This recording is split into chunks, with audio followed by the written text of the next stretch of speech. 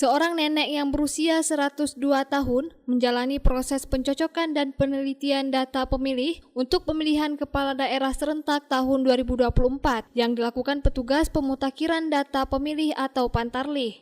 Berdasarkan data kependudukan yang dimilikinya, nenek yang satu ini bernama Haji Nurhayati, lahir di Padang, Sumatera Barat pada 16 November 1922. Tercatat sebagai pemilih di TPS 002, Desa Kuta Loksukon, Kecamatan Loksukon, Kabupaten Aceh Utara.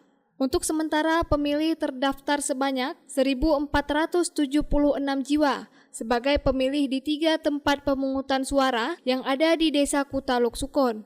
Secara keseluruhan di kecamatan tersebut, pemilih mencapai 34.559 jiwa dari jumlah total 75 desa atau 97 TPS yang ada. Kami PPK Loksukon melakukan supervisi. Kebetulan ada pemilihan tertua yaitu Hajah Nurhayati.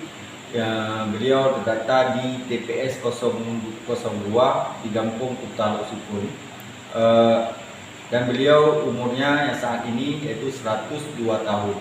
Supervisi yang kami lakukan juga ditemani oleh anggota Panwasli Aceh Utara yaitu Bapak Faisal Anwar MA. Adapun jumlah DPT ataupun DP4 yang turun ke Loksukon, Kecamatan Loksukon yaitu berjumlah 34.559 pemilih yang tersebar di 75 kampung dan jumlah TPS untuk saat ini yaitu 97 TPS.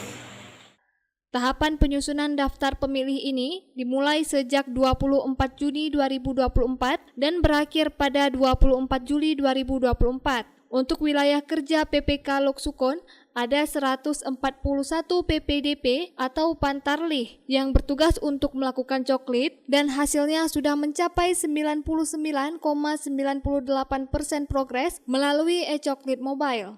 Dari Aceh Utara, Saiful Bahri melaporkan untuk Puja TV Aceh.